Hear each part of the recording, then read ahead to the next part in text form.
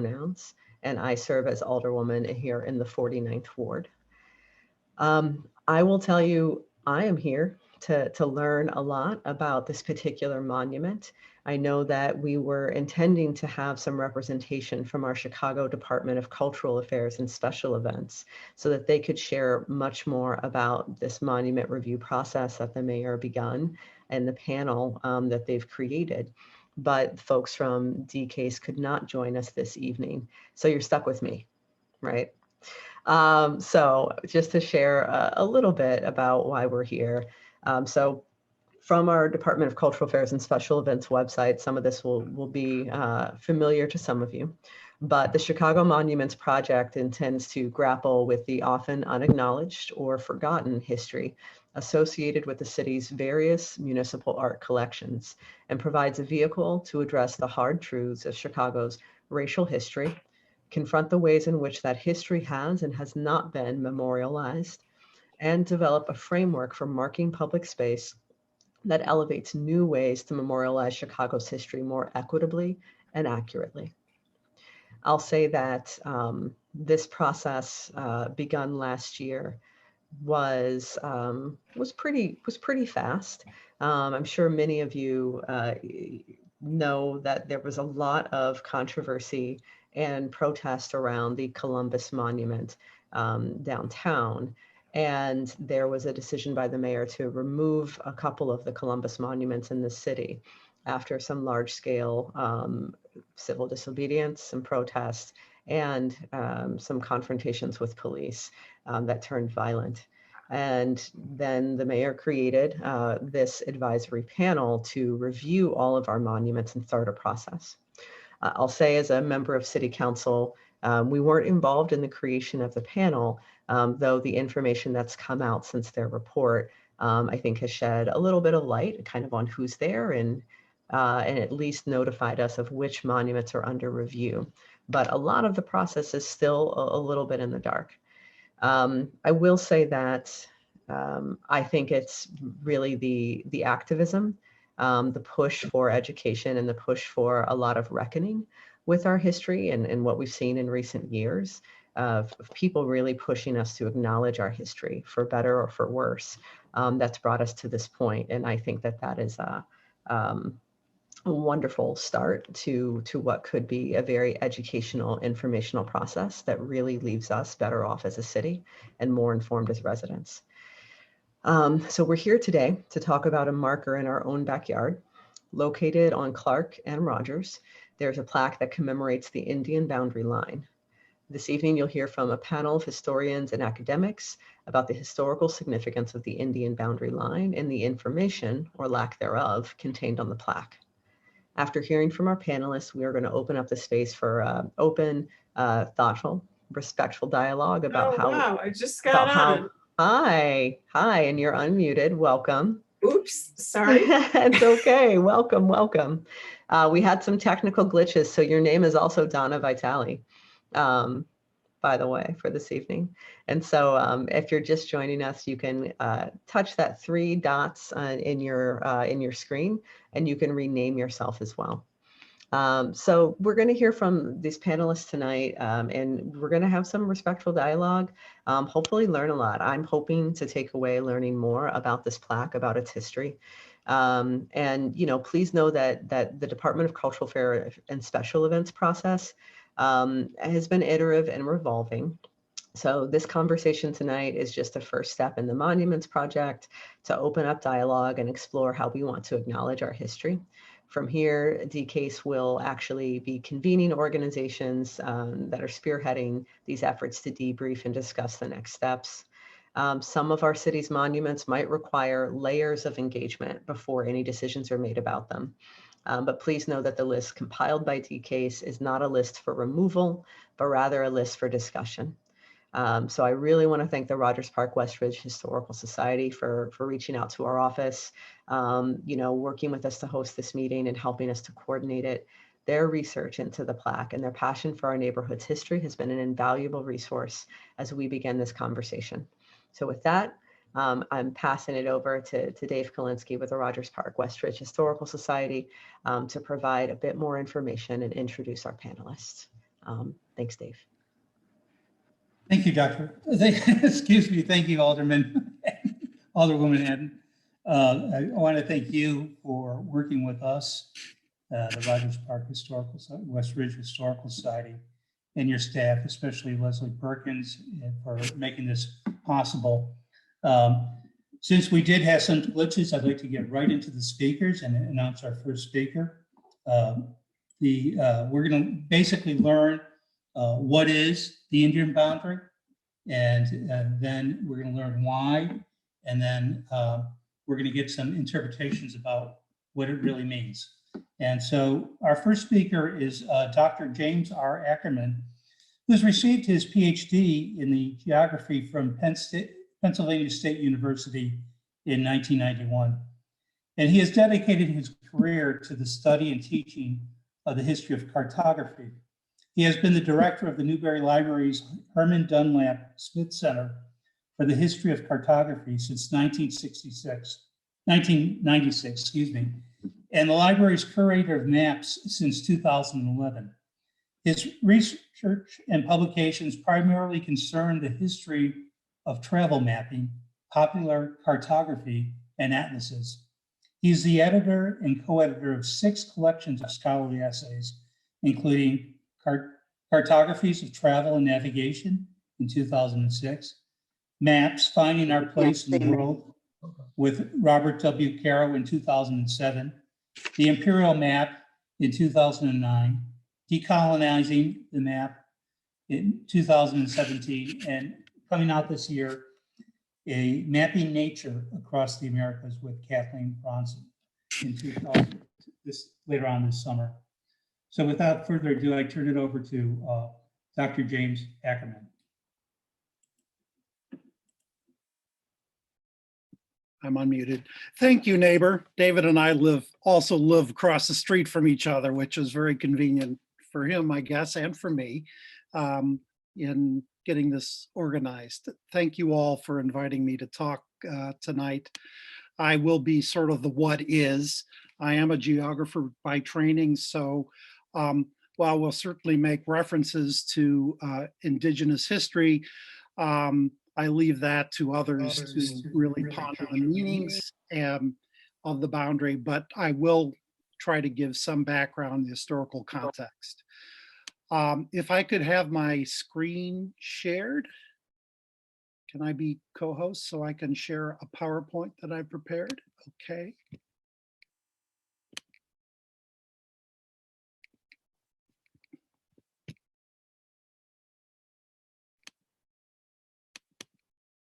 Here we go.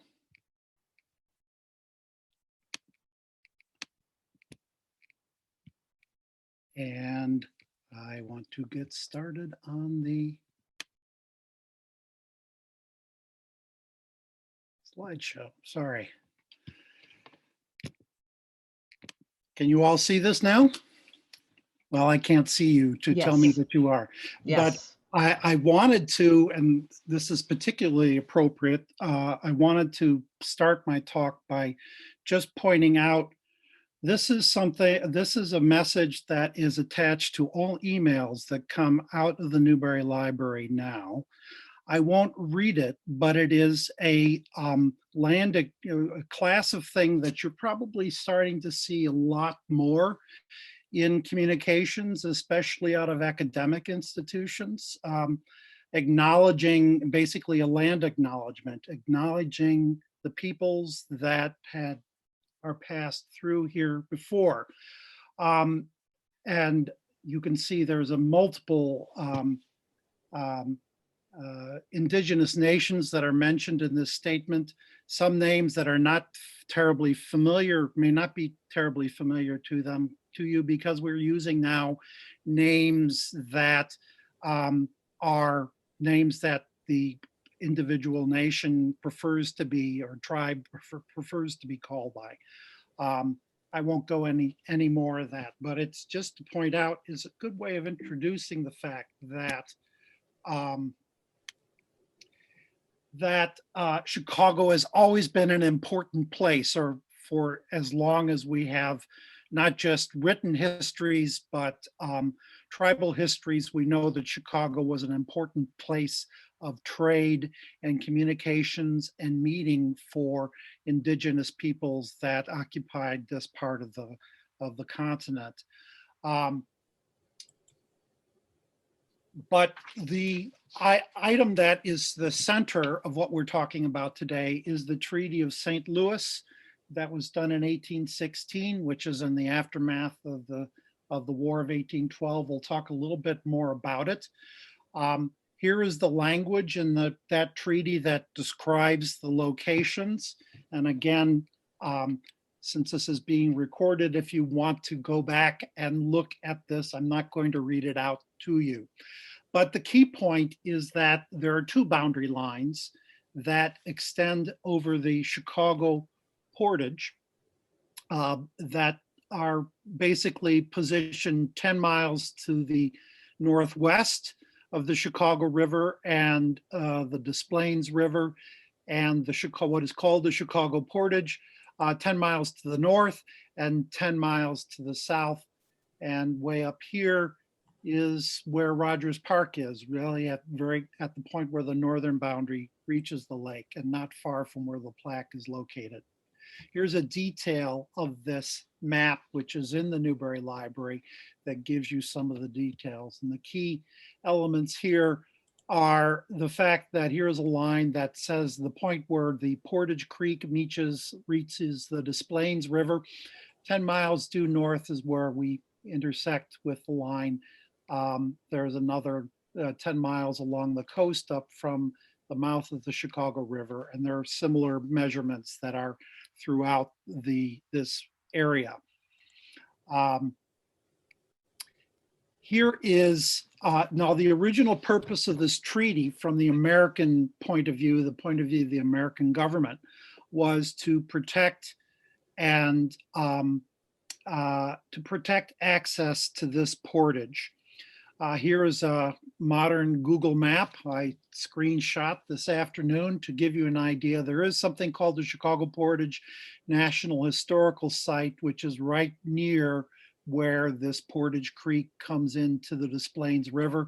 But everything else that you saw in this previous map has largely been obscured by the construction of the city and various canals. But here is the Chicago River, and roughly the portage was from about here.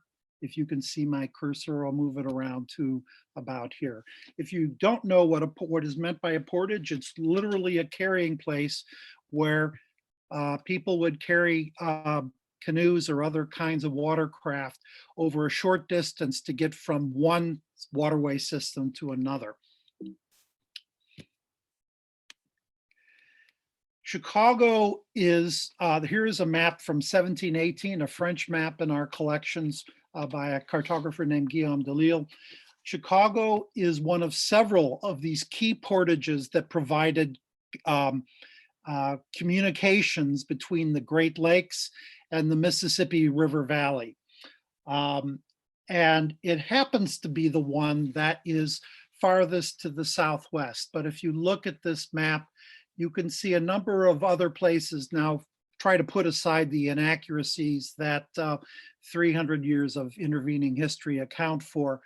But there are several other portages connecting with the Ohio River and the upper Mississippi, including one from the vicinity of Green Bay down ultimately to the Wisconsin River, where it runs into the Mississippi at Prairie du Chien. There are various portages outside along the southern coast of Lake Erie. The most important of these is the one that enters from Toledo and eventually connects up to the Wabash River. Unfortunately, this older map doesn't show a particular good connection. But Chicago is the one that is the farthest to the west and or more properly to the southwest. So it is literally, if you follow the St. Lawrence all the way into the Lake Michigan, and they're all part of that St. Lawrence watershed, the farthest you can go into the interior of what became the United States of America is Chicago. or Duluth up in Lake Superior. So you can imagine that's fairly important. So before I leave this particular map, I want to show, though, that the French, better than many cartographers that followed, were very good about acknowledging the presence of Indian nations, of indigenous nations in the territories. So you can see several of the names of tribes that are mentioned in that land statement that we talked about at the beginning, including the Kickapoo, the Nation de Feu, which is the French name for the sock or the sack, the Potawatomi that's cut off, the Mascoutin, the Renard, which is the French word for fox. So that's the name for the fox, which is another name for one of the tribes. And most importantly, you can see little house structures in the vicinity of the Chicago River, which underscore that there was settlement here. There were Indian villages here, and important ones in this vicinity. This is a map from 1832, which shows you the position about the time the canal was, the position of the various Midwestern states. And you can see that there's far more settlement in the southern part of the Midwest along the Ohio River. I should say colonization along the southern part of the Midwest, whereas the area around Chicago was still very lightly colonized. This is in 1832 is an important year. It's right about the time of the Black Hawk War, which was one of the last wars fought for control of this territory.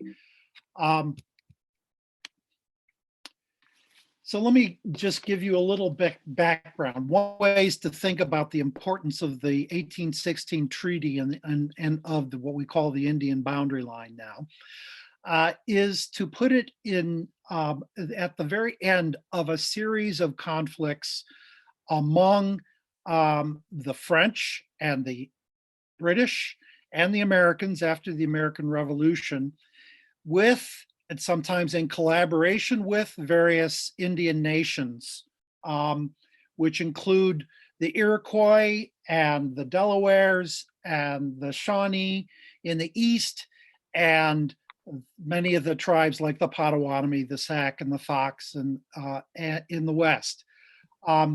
Historians sometimes call this a 60 years war for control of the Great Lakes, which started with what we call the French and Indian War, starting in 1854, and ends roughly about the time of the end of the War of 1812. But the 1816 treaty, what we call the Treaty of St. Louis, was the most important of these, of various dozens of Indian treaties that were signed during this time, for the history of the city of Chicago. There was a treaty, the Treaty of Greenville, which was in 1795, that established the rights of the American government to establish various military reservations along strategic points in the Great Lakes, and Chicago was one of those, which was actually created in 1803, Fort Dearborn. But after the, and there are a number of other conflicts that we don't have time to get into, but some of these names involved would be familiar to you. Probably the most important of these was the Battle of Tippecanoe. But it's important to put the Battle of Fort Dearborn in the context of that. We don't often think of the fact that it's actually an opening salvo in the War of 1812, but it was, even though it was largely fought between Americans and Native communities in the area. The British were very much in alliance with most of those indigenous communities and were trying to reassert control over the Western Great Lakes. So that is the context out of which the actual Treaty of 1816 was created. Here is a map of that from 1835, which shows the boundary lines. The treaty originally was meant to control the territory of the Portage, but to assert control. And it was conducted with what is called the three fires, the Adawa, the Ojibwe, and the Potawatomi. But the actual canal was finally created or called for in 1822 is when it was commissioned. It took roughly 20 years for the canal, which would provide for an all-water passage from Lake Michigan in the northeast down the Des Plaines River and eventually leading out into the Illinois River, which would provide communication with the Mississippi River. I hope I haven't. So the other thing to be thinking about is to put this in context of something called the U.S. Public Land Surveys, which were created in the 1780s as a way of dividing up land for quick sale and colonization, originally under the Articles of Confederation. So the ordinances predate the creation of the U.S. Constitution.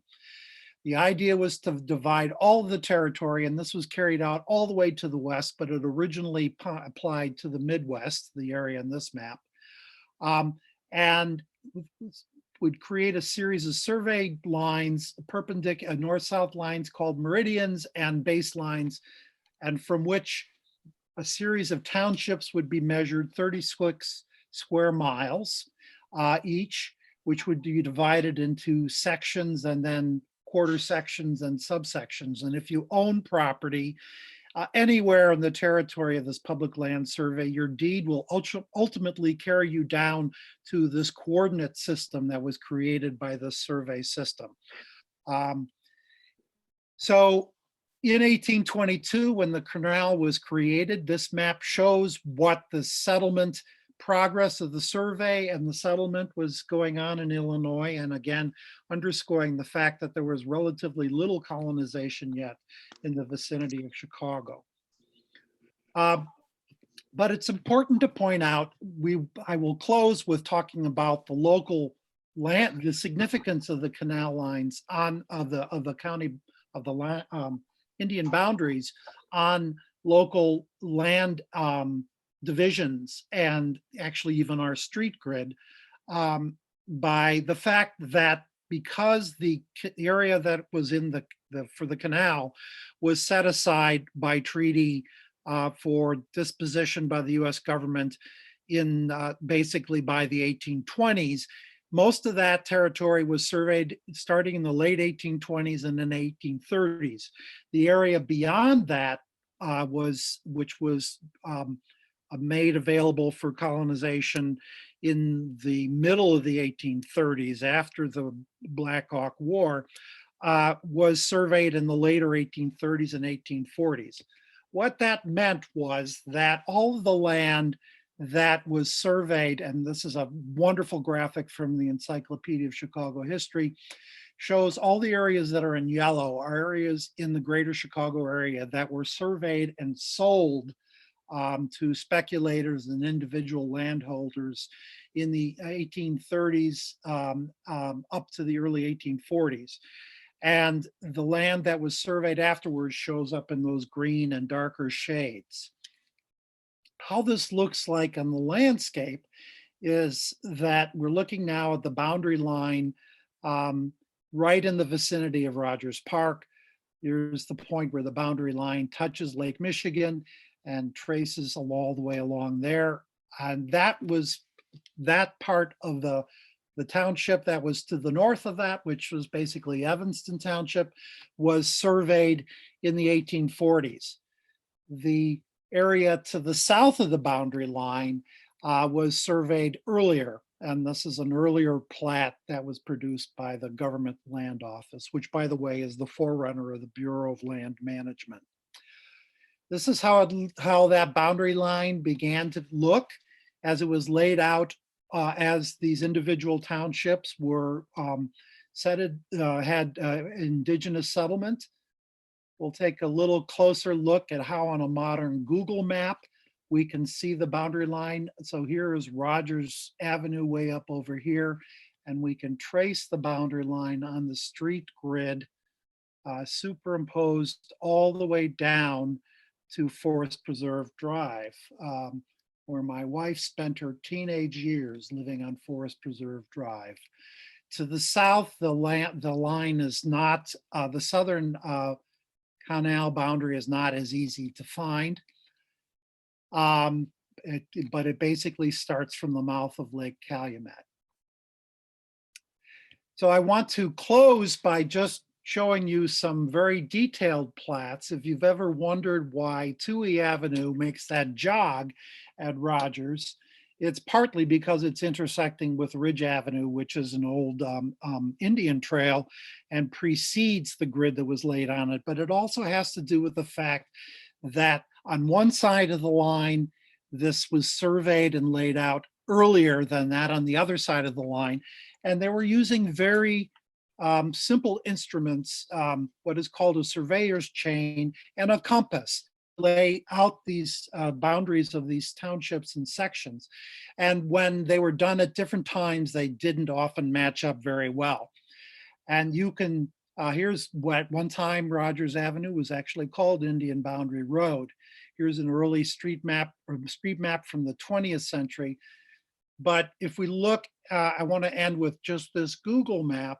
If you've ever ventured out farther west and wondered why Nagle Avenue makes this jog into Narragansett, and why Austin Avenue makes this jog, and why Foster Avenue makes this jog, and for a while what was Lawrence Avenue is called Gunnison Street, this is the imprint of the Indian boundary.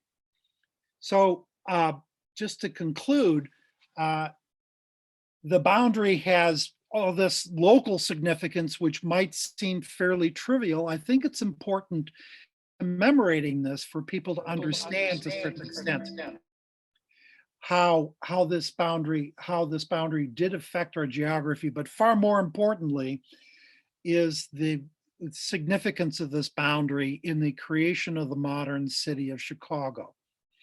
It's also one of the many negotiations that we can examine and need to consider in a broader context when we talk about the native or indigenous perspective and these settlements. I'm sorry I went on too long. I hope we were able to get some context set for the further discussion. Thank you. Jim, thank you very much.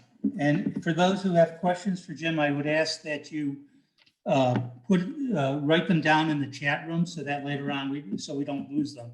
And let's move on to our next speaker. Dr. Patricia Mooney Melvin is an associate professor of history and graduate program director at Loyola University in Chicago, where she teaches courses in public history, local history, progressive era history, and social welfare history. Her scholarship interests include urban and public history, the relationship of public space and public memory, and the history and evolution of city neighborhoods and settlements. Among her many publications are Reading Your Neighborhood, A History of East Rogers Park, which she published in 1993, and is currently working on The Landscape of Urban Memory, Public Space and Public Memory in Chicago with her Loyola colleague, Dr. Theodore Karamensky. So I give you Dr. Patricia Mooney Melvin.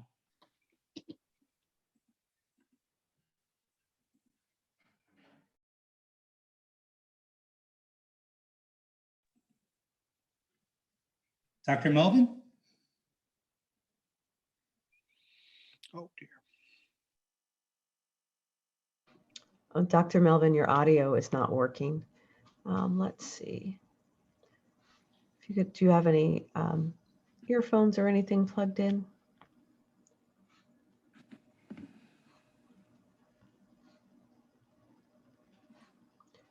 We'll do a little, let's see. We can't hear you. So are you on a computer?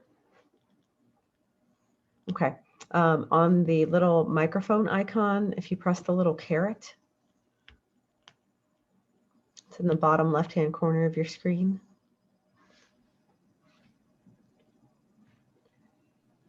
When you're selecting, it should say select microphone, and you should be able to see one that says same as system or built-in microphone.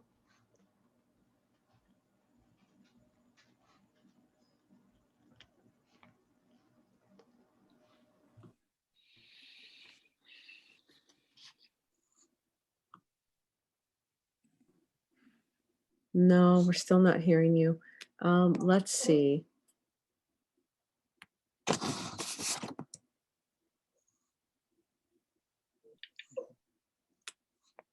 Okay. All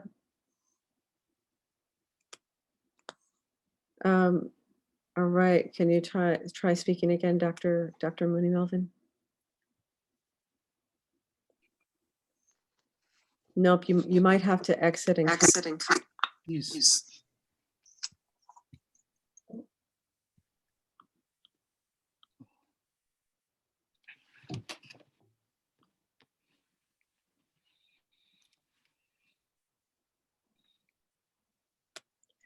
Yeah. You might have to exit and come back in, or you can try dialing in via your phone if perhaps there's a microphone issue on your computer.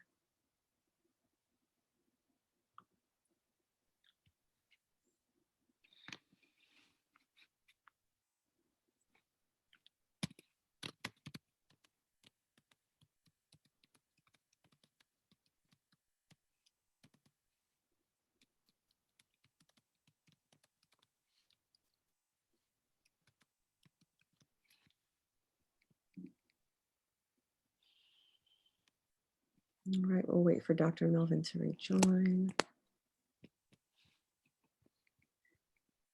Jim, I really appreciated the first portion of the presentation there.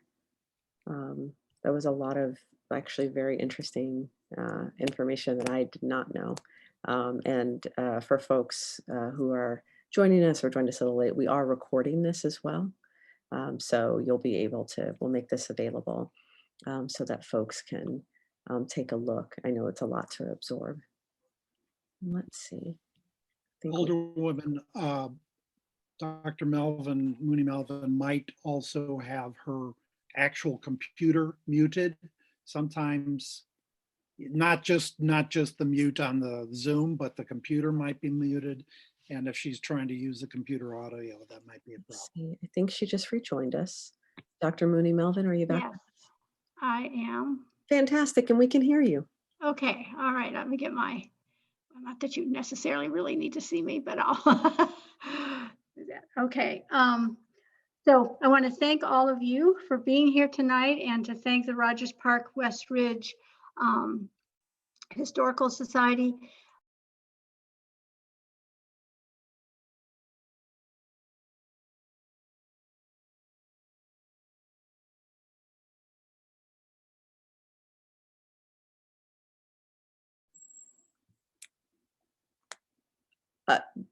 Dr. Melvin, we can't hear you again, Dr. Mooney Melvin.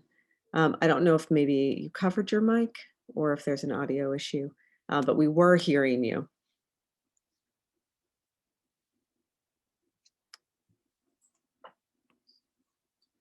No, still no audio. You were loud and clear for a moment.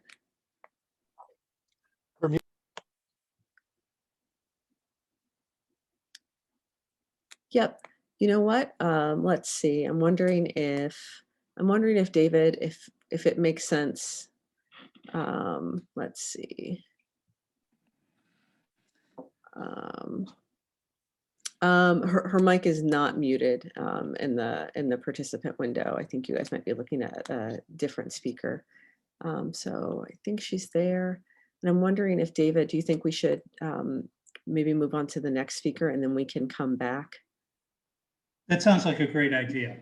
Okay, and so while Dr. Weesy is speaking, we will work with you, Dr. Melvin. All right, so let's move right along. What I want to do is introduce Dr. Doreen Weesy, a member of the White Earth Band of the Ojibwe And she's the founder and chief executive officer of the American Indian Association of Illinois.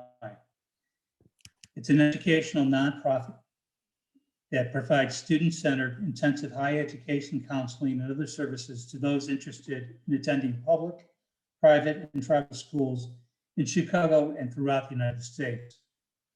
The AIAI celebrates American Indian culture, language, and tradition, and strives to preserve and celebrate the Native culture through the Chicago American Indian Museum, the Bear Claw Multimedia, and also the Black Hawk Performance Company. Teaching and learning Native American language such as Ojibwe and Cherokee are essential parts of the AI curriculum. Dr. Weesy holds a doctorate degree from Northern Illinois University in Leadership and Policy Studies and an MA degree in the University of Chicago in Social Sciences. I introduce Dr. Weesy.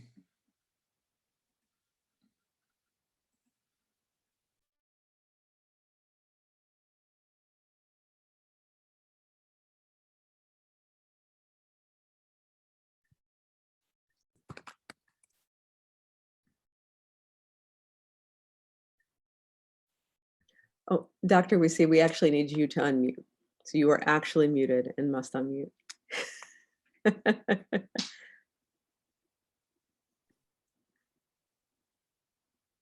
and we can't hear you.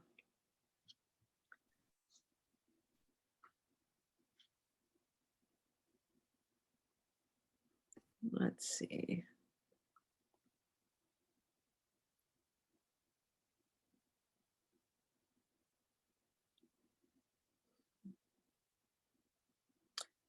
Let's see. Dr. Weesy, can you try speaking again?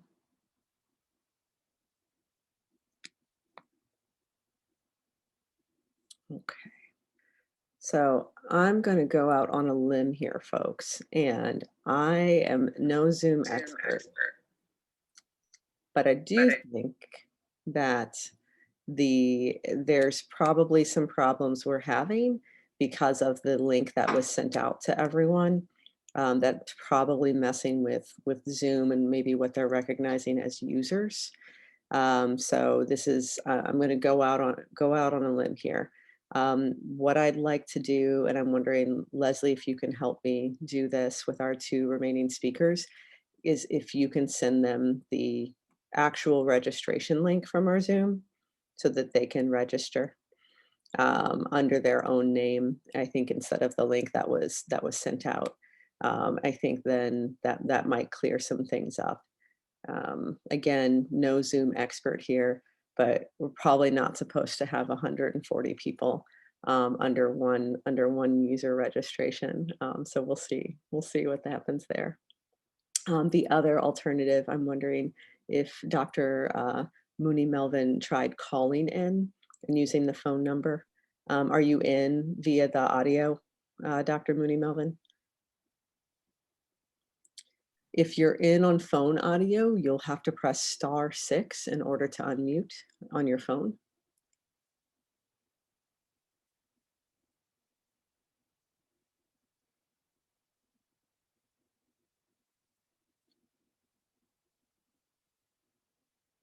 All right. So still not functioning. I think this is going to be the main problem there.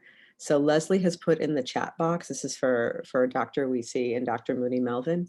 In the chat, Leslie has shared this link.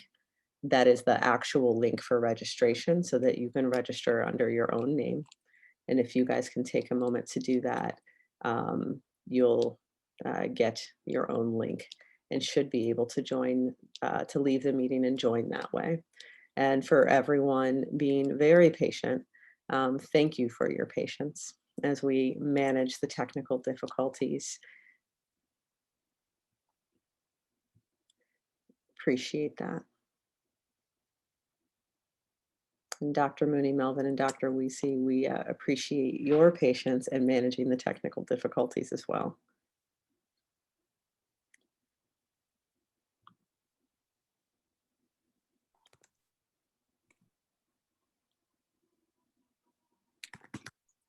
We can't hear you, Dr. Mooney, Melvin. And so the link in the chat, if you guys can click the link that Leslie Perkins shared in the chat, and then fill out the registration, you will actually exit. Once you've done that, you should get an email with your own link for registration. So you can leave. You'll have to exit the Zoom under your current user.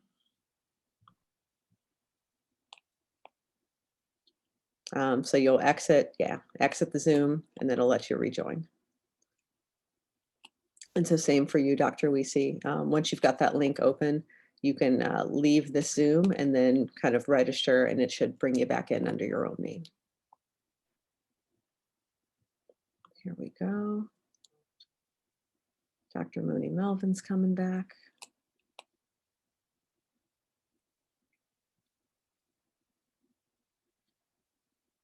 Can you hear me now? We can. All right. All right. Hypothesis tested correct. Dr. Weesy's trying it now.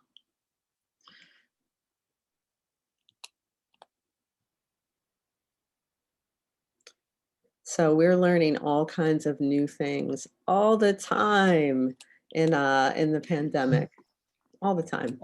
Ed, and I want you to troubleshoot my next Zoom happy hour. All right, Dr. Weesy, are you with us? Can you hear me yet? Yes, we can. Oh, wonderful. Fantastic. All right, I'm turning it back over to David.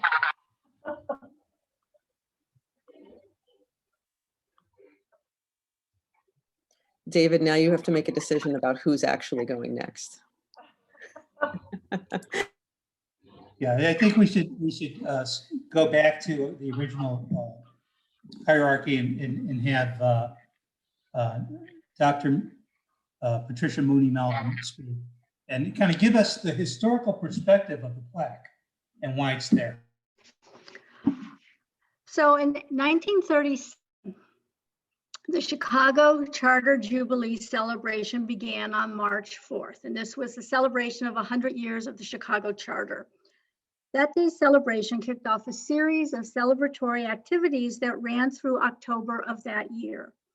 The March 5th headline of the Chicago Daily Tribune read, "Chicago hails its past, looks to the future." Like the activities that followed, the past celebrated was a Eurocentric past. White settlements and later immigrants imbued with the I will spirit, according to the charter materials, who built a great city and positioned it well for the years following the centennial event. As part of this celebration, 78 historical markers were installed all over the city to celebrate the charter's birthday.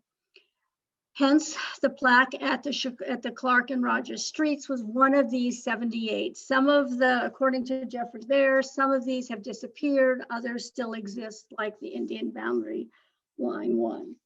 So the plaque that we can barely see now, given the fact that there's a traffic control box in front of it, commemorates the successful efforts of Governor Ninian Edwards and others to negotiate with local Indian tribes at the 1816 Treaty of St. Louis. The acquisition by the United States of a tract of land, 20 by 70 miles, that extended from Lake Michigan to the Illinois River near Ottawa and included Chicago, the Portage, and the area for which construction of a canal began between the lakes, Great Lakes and the Mississippi River system was contemplated. This is what Jeffrey Bear has put together. The marker, Rogers Avenue, now forms the northern boundary of this tract, and Indian Boundary Road, southwest of Plainfield, also follows this northern line. The marker celebrates very clearly the European settlement of Indian territory in the Old Northwest under the seeming neutral guise of treaty making. The first wave of statues and celebratory markers that dot the American landscape were erected between the late 1870s and the end of the 1930s. These symbols and marker copy validated the 19th and early 20th century celebrations of conquest, vanishing Native Americans, ethnic identity, Confederate heroes, and allegorical figures, to name a few. All of these reflected the desires of that time period, as well as the voices of the victors. The visualization, so Jim gave you a good sense of the visualization of the landscape through maps. There's another way to think about visualization on the landscape, and that's through ideas on the landscape. And the visualization of ideas on a landscape results from the intersection of ideas, place, and action. Landscapes represent crucibles of cultural meaning and that are passed down through centuries, altered, reformed, reformulated over time. In the United States, we see this happening, what we would call civic art for the most part, in historical memory making from the 1870s, as I said, through the 1930s. Some of this activity took physical form, such as monuments. This is when many of the Columbuses appeared, or the Schillers, the Leif Erikson, for example, if we think of some of the other statues around the city. They take the form of plaques, for example. Other types of memorial activities took the form as pageants. This is a period where you have lots of city pageants, which will explore their history, talk about the most important elements of the founding story to whatever the present is when the pageant is taking place. Pageants tended to focus on contemporary audiences. Monuments and plaques address contemporary understandings or desires, but aim to project them into the future. It was a way of telling future people that this is worth remembering, and which we believe represents a physical, tangible clue to what we value. Regardless of the form, monuments and plaques tell more about the people who erected them than they tell about the history itself. They were all about exerting control over the past. So all of this memory making, all of the erection of monuments, the erection of plaques, this is all tied to attempting to put in place a vision that people at the time period believed was important for people in the future. It's important, I think, to remember that commemoration, regardless of the form, is always political. For everything remembered, something is left out. Choosing public memory is carefully constructed over time by people who make very purposeful decisions about what to remember and what not to remember. The message that's presented does it in a way as if there are no other views. And if you look at the plaque, you have a very clear sense that there is no other view. There's a piece of information about the making of the treaty. Choosing what to remember is a way of exercising power over people and ideas. It simultaneously privileges and marginalizes all, again, at the same time, what is situated in our public historical memory. It completely ignores issues of nuance. Time, however, as we know, doesn't stand still. And over time, we ask new questions. We re-examine the world of written materials, but we also, as we're doing now, re-examining the world of, the material world that's been left us. So if we think of the language of the plaque and what it tells us, and we think about kind of the nuance that Jim has given us, I'm going to give kind of like the flyover view of treaties, that in a sense, if we think about the way in which the United States approached Native Americans between 1774 to about 1832, the US government approached American Indian nations as sovereign entities, and treaties were negotiated and approved by the Senate. These treaties established borders, they set forth conditions of behavior between the two parties. As Jim talked about, there's a decision after the War of 1812, with the Treaty of St. Louis that puts in place what we know as the Indian boundary line. But I think that it's important to remember that when we talk about, or when the US government talks about the treaty process, it does it in a way that seems benign. It seems like this is something orderly, it has structure, and that that everybody enters it in good faith. But in fact, the government never entered it in good faith. It was never part of the process to have treaties that were going to last through time, or to really privilege Native Americans in that process. The moment that the United States established the Northwest Territory in 1787, it's clear that the process was to begin for white settlement. And the Treaty of Greenville, Tippecanoe, and the Battle of Tippecanoe Creek and other confrontations really move us, it's really a process of removal. It's not a negotiated settlement among equal parties in the process. And so when we look at the plaque, which makes the treaty sound so sanitizing and so benign, it is in fact a way to not talk about the removal process. In today's world, we ask a lot of new questions about the past. And certainly the agitation, the different protests over the last year have raised those questions to a fever pitch and have really pushed communities, not just Chicago, to think about what we call things, how we name, who we privilege in that naming and who we don't. There's more of an interest, at least among some groups, in thinking of multiple truths. If there's one event, what are the multiple truths that really give us the kind of 360 view of what's going on?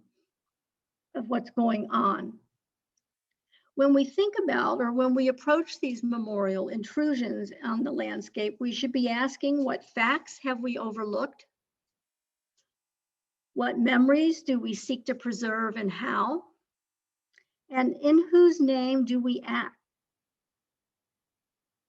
To whom does the history belong? Does it belong to the present? Does it belong to the past? Does it belong to the victors? Does it belong to those who were moved aside? The question becomes one of inclusion and exclusion, of privilege and marginalization. I think the citywide reevaluation of memorial material culture, such as the plaque in question, offers the opportunity to bring more voices in that discussion.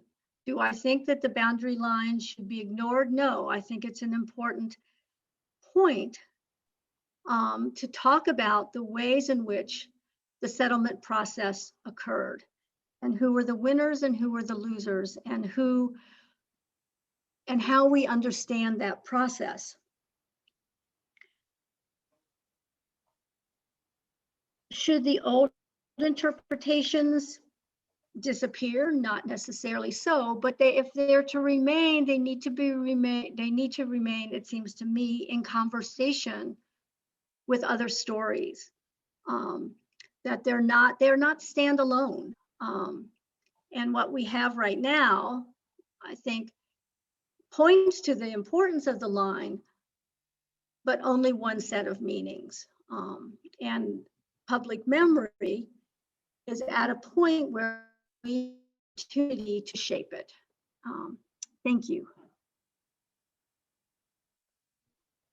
Thank you very much, Dr. Mooney Melvin. That was a nice, concise way of putting it in perspective, the historical reason why, how the plaque got there, and then your voice on how it should be, or how we should think about reinterpreting it, or as we move into the future. Now, our last speaker on the panel tonight is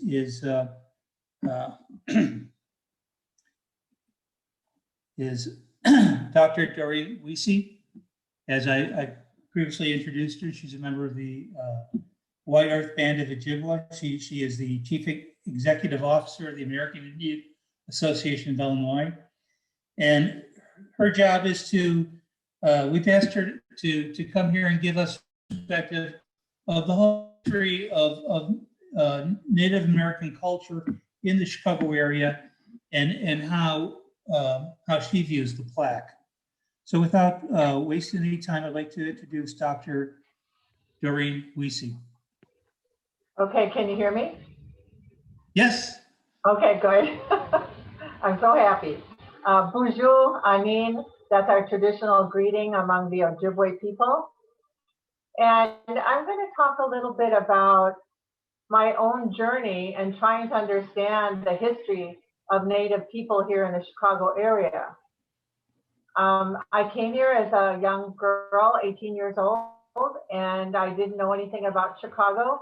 And I did not, coming from Minnesota, I didn't even know anything about my own tribal history. And I'm also descendants of several other American Indian tribes other than the Ojibwe, but I'm enrolled in the Ojibwe tribe. So looking at that, and I've always been involved in education. I started off really wanting to be an undergraduate, a filmmaker, because there were no images of American Indian people that were positive in the entire country in the 1960s.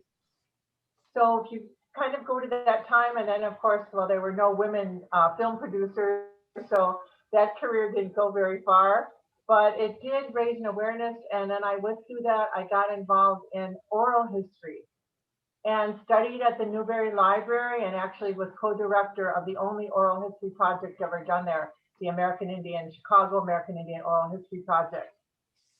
And so I had an opportunity to study at the Newberry, so I began to look at the treaties, the land. Really, how did I started looking at the land that was given to individuals in the area? You might have heard of Robinson and Chichitinqua and other Indian individuals who were granted land in the Treaty of 1833.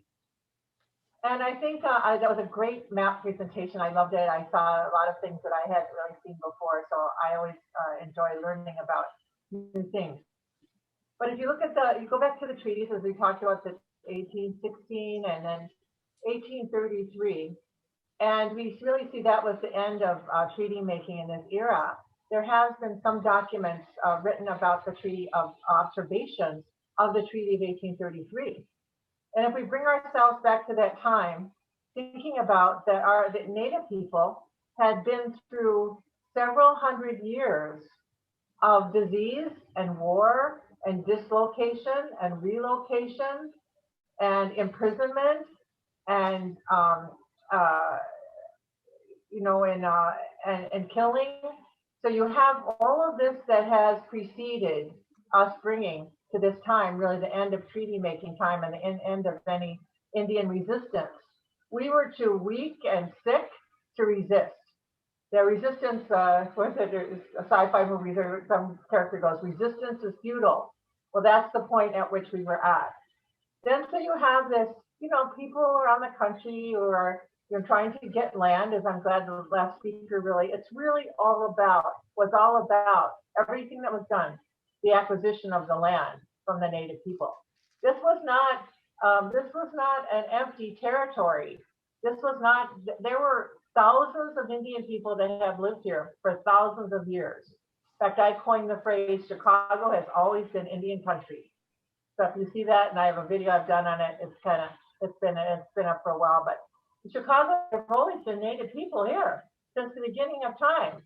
So you don't know, and a lot of our history has not been written prehistoric because so much has been removed, and there's a lot of reasons why. But so it'll really be, it still is up to the archaeologists and the oral historians from our own tribal people who will be able to talk about that in the future. But for myself, and then I began studying the treaties. The first treaties I ever saw in my life were at the Newberry, when I was in my 20s. Because we as Indian people, we don't learn about treaties at home. Our parents didn't learn about treaties. Their parents did not learn about treaties. There were no books. There was not the internet. No one explained to them really what the treaties were. And our grandparents came from what is called the most awful time when we were put on reservations, which were the equivalent of a concentration camps, where we were not allowed to leave. We were starved. We were far from our medicines. There was nothing, almost nothing there to sustain us. So the fact we even survived up to the 1890s, when there were only a couple 100,000 Indian people left out of millions, is a miracle. We are the survivors of the greatest Holocaust, maybe in the world. Because again, we don't know, there weren't written records about everything that happened. So as our last speaker said, what is left is about talking about all of these crimes are minimal because we did not write them. We have our oral histories, but we don't have written documents to document everything that went on with us throughout those periods of time. So you have this, and then as I said, there are written documents that talked about the Treaty of 1833. And witnesses that said that the native people were plied with whiskey at the time. They were given huge amounts of whiskey. And then they were and we don't even know who these people are. We don't know what tribes they were really from. They just happened to decide to come to Chicago. They heard there was going to be annuity payments, maybe land. They were going to get land. We don't know what they were thinking, why they came here. And all we see at the end of the treaty is this list of names with these X's. Now, how about if someone gave you a document to sign in Chinese, and they say, oh yeah, go ahead and sign this. We're going to give you all kinds of money and land and equipment, and we're going to give you schools and all of this, and you signed with an X, a document that you could not understand. And I think that was the biggest thing that jumped out at me today when I was preparing. These people did not read English, they did not write English, and they did not speak, probably most of them did not speak English. So the people that you have that did negotiate some of these land deals or the treaties themselves, people that were given land, let's say for the forest preserves, like Sauganash and Robinson, people like that, they're what our people call whiskey chiefs. Those guys were not even from the tribes that were the treaty signers. These people negotiated those things for their own gain. And we know that.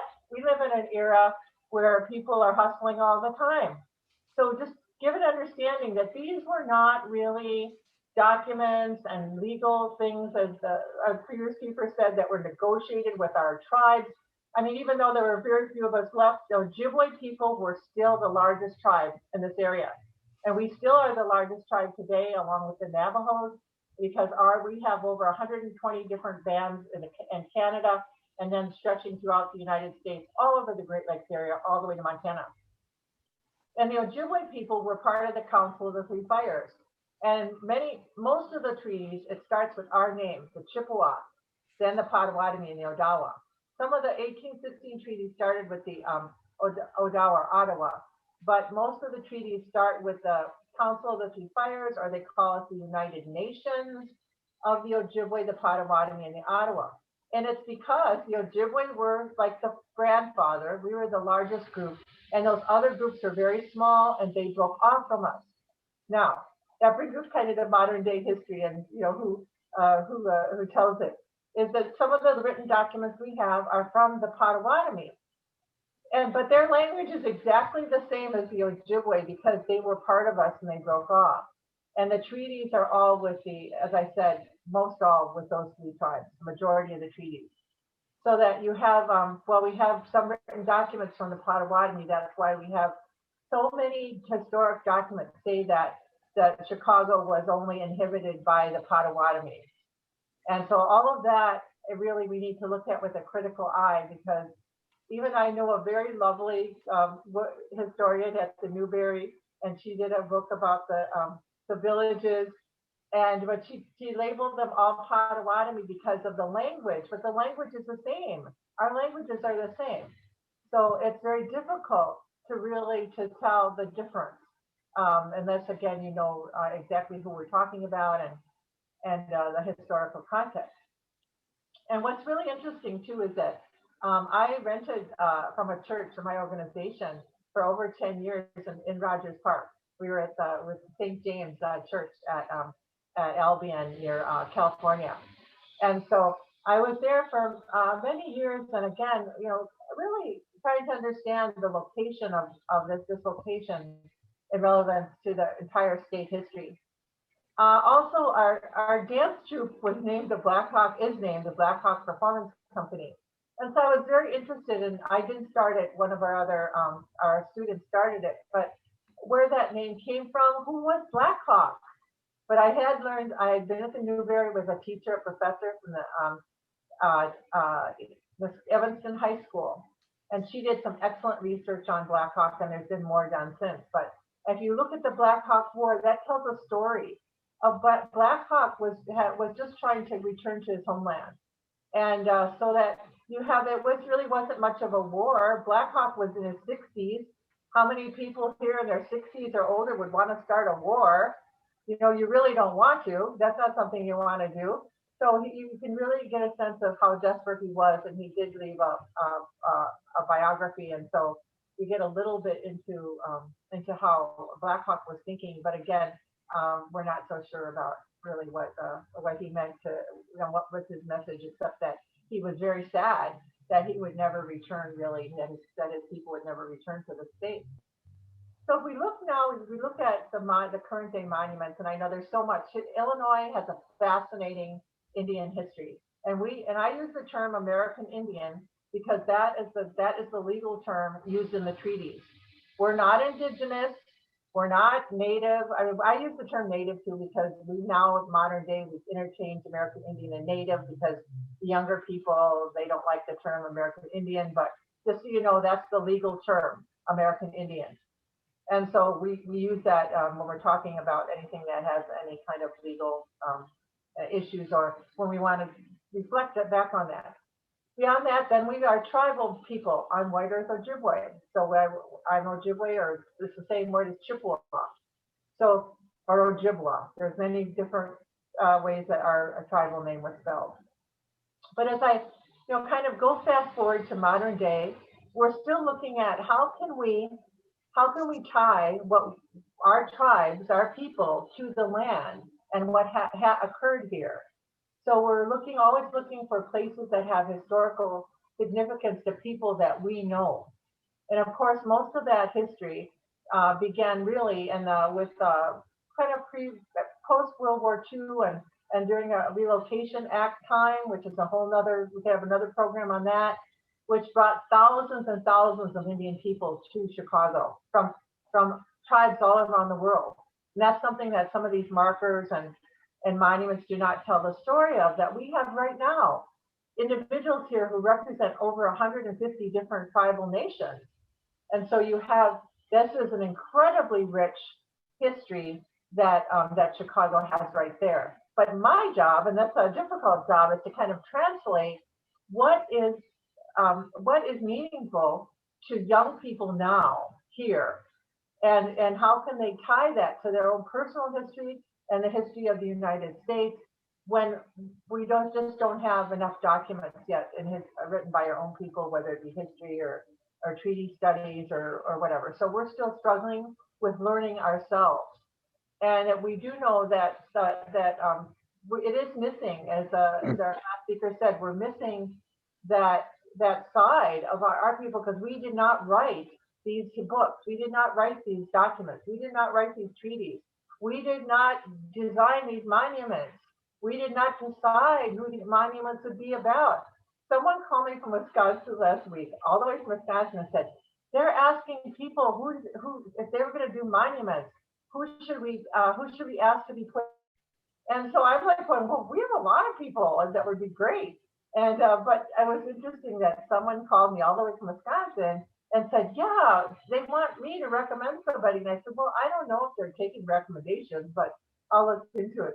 But I'm not involved in that task force, and it's difficult because of, but I think the main message is that that we don't have anywhere where our history is shown. I have a campaign right now with my kids. It's a media campaign. It says, Native people are not invisible.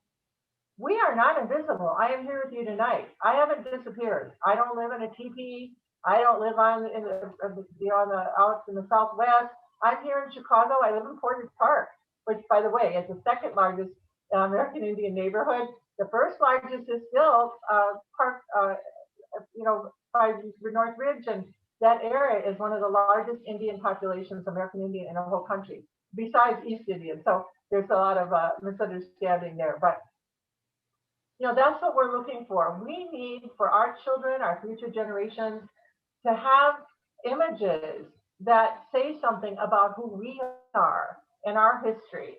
And so that's what we're looking for in terms of any people that we work with at the Newberry, at the Field Museum, at other institutions, as we're looking so that there's somewhere where our children can see their faces, where they can learn their history, because it's not taught in the Chicago public schools. There is still no place that American Indian people can learn about their own history. There's nowhere. There's nowhere. We give little workshops, but there's nowhere in Chicago. Not one college or university in Chicago teaches a class in American Indian history. You can believe that. There's some at Evanston, but not in Chicago. So that's what that's our dream, is that we would no longer be invisible. I'm gonna stop there. I see we're running out of time. No, thank you very much, Dr. Weesy. That was great. So because we're near at the end of our time, we're going to probably run over. But what we want to do is to turn it right now, and we are going to look, because of the issues we've been having with the audio, we'd like people to enter their questions into the chat, and we'll read them out there, and we'll respond. And if you want to direct a question to any of our panelists, please do. But we're also looking to get everyone's view, where the Alderwoman's office and the Society's office, Historical Society's office, are collecting information to provide to the Chicago Department of Monuments in looking at their reinterpretation of these monuments, at least the 40 that have been identified, and in particular, in our case, we're interested in the Indian boundary lines plaque. So one of the questions that I'm going to just start it out with, I got from Dr. Mooney, Melvin, and Dr. Weesy that there is a need to reinterpret the plaque in some way, besides just taking it from behind the electrical box. That's a given. I was going to say to probably take the word off native. We don't call ourselves Native American Indian. No one uses that phrase. We're American Indians, or Native American. Wanted to change it to that. But also it's missing that, you see that continuum that says something about that we're still here. The people that negotiated, these treaties for Indian boundary, we're still here. And thousands of us, we're the largest tribe in Chicago right now, are the Ojibwe people. So you have a great opportunity to kind of, to bring that forward and to say, yes, then they're still here. So I think that's the main thing. That's the main thing about the plaque that I saw, that Native American Indian phrase, and then that it doesn't mention, it says, how does it start? A while back, or years ago, or long ago, and it has to be tied to the present. Thank you. Thanks for that. Dr. Mooney, Melvin, your view on that too? Well, yeah, well, I certainly, I think Dr. Weesy said, change, if it's going to be redone, to certainly have the language right. But I think it also there either needs to be a companion to it. So I know say in Harper's Ferry, Virginia, they have companion pieces for some of these interpretive moments where there's what was done in the past or what one view was, and then next to it, a marker which has an alternative view, so that there's an opportunity to see that it's not just, this march of progress by whites, where everybody's on the level playing field. And I think that if more voices are going to be heard than the other side of the process, that this is really part of the removal, there's an opportunity to bring that to the public. Now, you don't want it done in the same marker because nobody's going to read it if it's too long. But if you have a cluster or even just two, you at least have an opportunity to show that it is not just the march towards the Pacific, which the treaty process leads one to believe. Right. Now, the real Donna Vitale and Leslie Perkins have been monitoring the chat rooms along. Do you want to list some of the questions that you've run across? One that I noticed was David, I'm going to just quickly add in. A few folks had asked to see the plaque. I shared earlier, but I just put a link here in the chat if you haven't seen the plaque or want to see the photo of it. This is the city monument site where you can do that. I'm sorry, David, just wanted to answer that. That's great. I think it was posted at 8:07. So if you're scrolling through the chat, you'll find it there.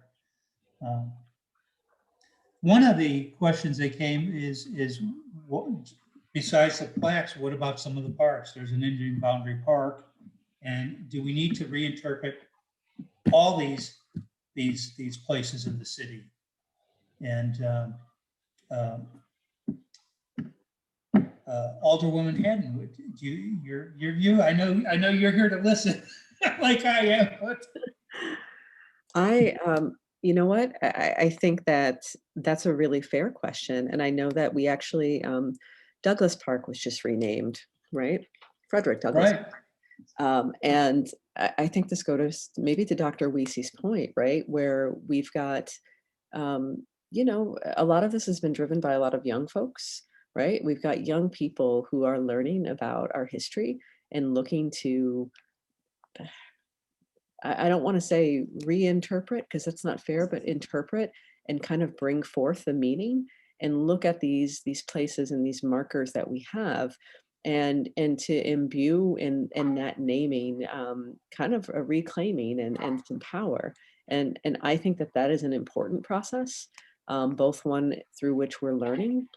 We can correct misinformation about history, reveal what might be hidden or what people think is invisible, but also take the opportunity to maybe claim ownership in some of the renaming. And so I think it's a very welcome process as we think about what that could mean for parks or schools in addition to monuments. Right. Given the time and because, by the way, great job on filtering through the technical difficulties. I was wondering if we might want to encourage people to email your office and the Society's office with their thoughts on this. We can collect them and maybe have a kind of like follow-up Zoom session in the near future just to kind of give a summary of what we've heard from the people who've attended tonight and who are lending their voice. I think it's important that everyone in the audience find their voice and add to this discussion, because the city is really looking to do it right. And the more they hear from each individual person, the more we can do. So I noticed that Alderwoman Haddon has placed her email there and in the chat room for everyone, and we'll post the Societies later too. Given the time, do you want to end it, or would you like to? We could a couple things that I'll say, and maybe to your point of continuing the conversation. One, people ask where the recording will be. So we'll have the recording. David will make sure to get a link available to you all. I know we can put it on our website, and I imagine the Historical Society will want to share it as well. So to answer that question. Second, I see that Dr. Weesy put her contact information in. I think that that would be lovely too. So Dr. Mooney, Melvin, and Dr. Weesy, I found you on Twitter. Dr. Ackerman, I didn't find a Twitter handle for you. If you have one, you can share it, but I did kind of tweet to share that. But I'm sure folks might have questions, and I'm wondering if our guest panelists would be willing to do another meeting with us, maybe with some of these questions, and maybe even a session that's, you know, discussion based. And if they're willing to share their information, I bet you guys can reach out to them directly for questions as well. Great idea. Great idea. Good idea.